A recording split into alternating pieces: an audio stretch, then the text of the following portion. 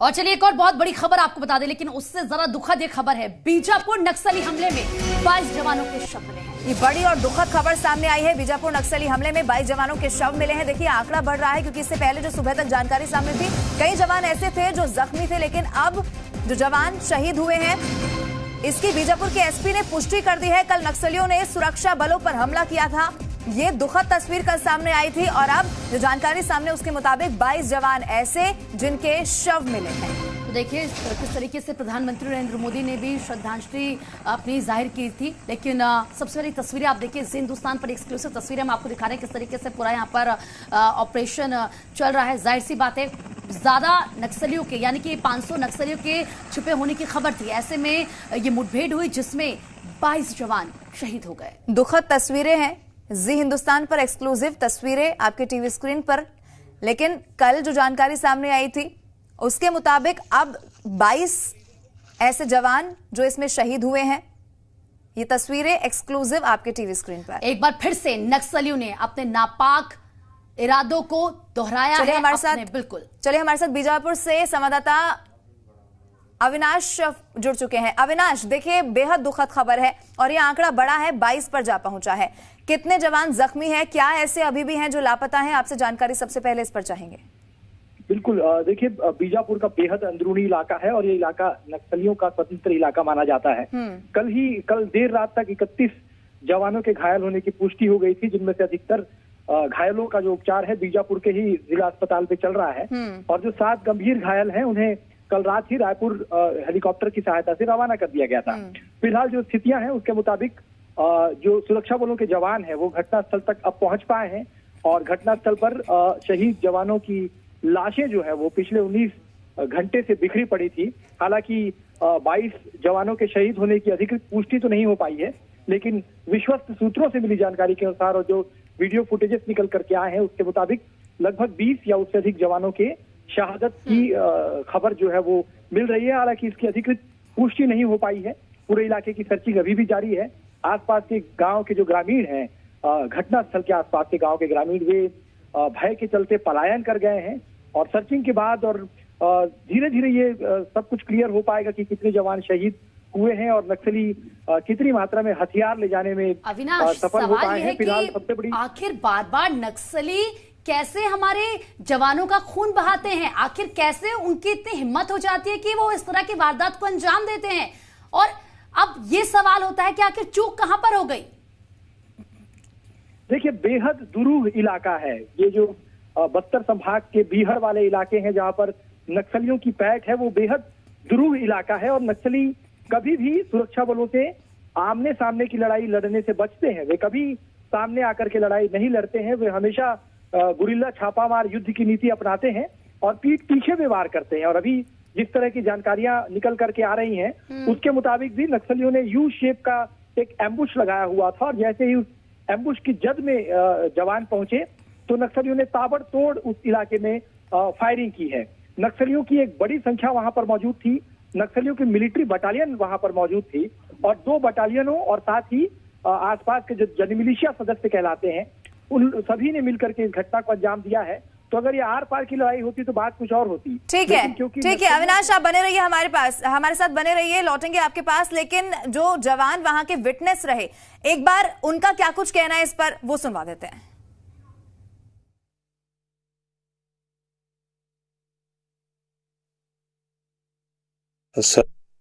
Sir वहाँ पे हम लोग जाके वापस आ रहे थे तो कुछ देर वहाँ रुके, उसके बाद खाना वाना खाने के बाद वापस आ रहे थे, तब वो लोगों ने एम्बुश लगा दिया।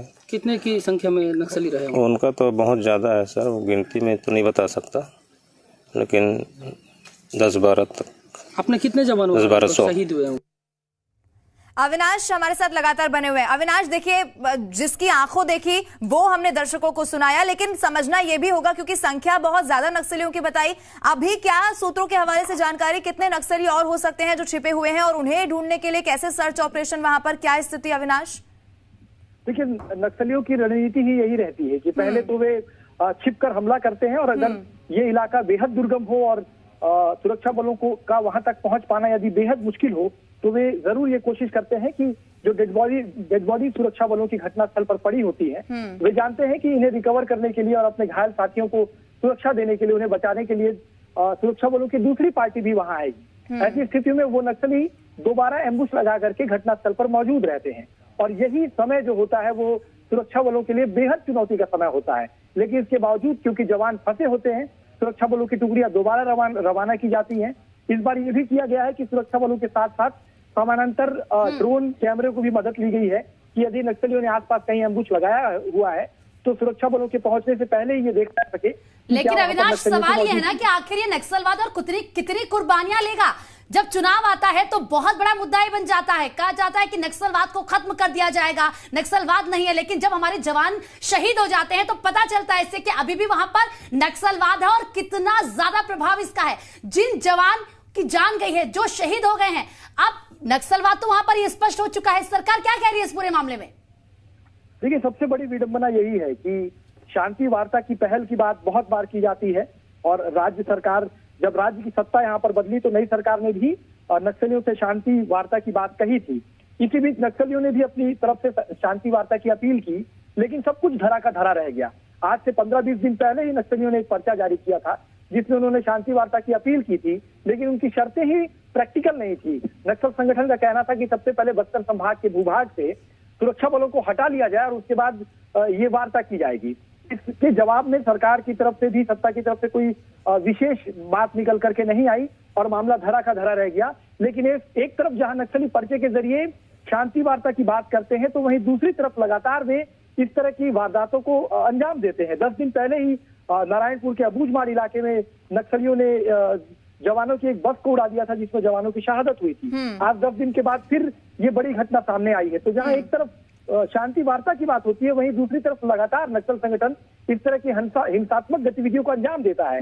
तो ये सबसे बड़ी समस्या यही है कि आखिरकार ये जो शांति वार्ता की पहल हो वो किस ओर से हो, किस तरफ से हो और उसके बाद कैसे इस इलाके में शांति आए। बिल्कुल अविनाश, ये बड़ा सवाल है, लेकिन अभी समझना आपसे ये भी चाहेंगे। इससे पहले आपने जानकारी दी कि 7 ऐसे जवान जो बेहद गंभीर स्थिति में फिलहाल हैं, कैसा उनका उपचार फिलहाल चल रहा है और जो बाकी जख्मी है क्या उन्हें हायर सेंटर के लिए अब रेफर किया जाएगा? स्थिति आपसे समझना चाहेंगे उनकी भी, जो जख्मी है। बीजापुर में जो जवान लाए गए थे उनमें से 4 जवान कल देर रात तक उनकी स्थितियां गंभीर थी, लेकिन समय के साथ चिकित्सकों के अनुसार उनकी सेहत में सुधार आ रहा है। और उसके अलावा लगभग जो 20 जवान थे वो सकुशल हैं और इसके साथ ही जो रायपुर 7 जवान भेजे गए हैं वो भी अब ऐसा बताया जा रहा है कि खतरे से बाहर हैं। तो घायल जवानों की स्थितियां बेहद ज्यादा चिंताजनक नहीं है, लेकिन कुछ जवान जो लापता हैं, जो घटनास्थल से अब तक मुख्यालय नहीं पहुंच पाए हैं, सबसे बड़ी चिंता यही है कि आखिर वो जवान कहाँ हैं। और वे जवान जो घटनास्थल पर जिनके शव पड़े हुए हैं, उनकी शिनाख्ती के बाद ये समझ में आएगा कि क्या ये वही जवान हैं जो लापता हुए थे या ये शव अलग जवानों के हैं और जो लापता जवान हुए हैं वो अलग जवान हैं। तो अभी भी स्थितियां विकट बनी हुई हैं। अविनाश, जो परिजन है, जो जवान शहीद हो गए हैं, क्या उनके परिजनों से संपर्क किया गया है? और जो घायल हुए हैं, क्या उनके परिजनों से बात की गई है अभी तक? देखिए, अभी धीरे धीरे जो जानकारियां निकल करके आई हैं उसके मुताबिक जो डीआरजी के कई जवान शहीद हुए हैं वो बीजापुर जिले के ही हैं। बीजापुर के अलग अलग इलाकों के अंदरूनी जिलों के ये जवान हैं और उनके जो परिजन हैं वे अब इंतजार कर रहे हैं कि एक बार अपने सपूत को नजर भर कर देख लें। शव अभी गृहग्राम के लिए रवाना नहीं किए गए हैं, तो इंतजार की घड़ियां ही चल रही हैं और पुलिस की तरफ से सटीक जानकारी अभी तक कोई निकल करके अविनाश, नहीं आई। बिल्कुल अविनाश, आप नजर बना के रखिए। बेहद दुखद खबर है, कोई अपडेट होगा तो एक बार फिर से आपका रुख करेंगे। फिलहाल बहुत शुक्रिया।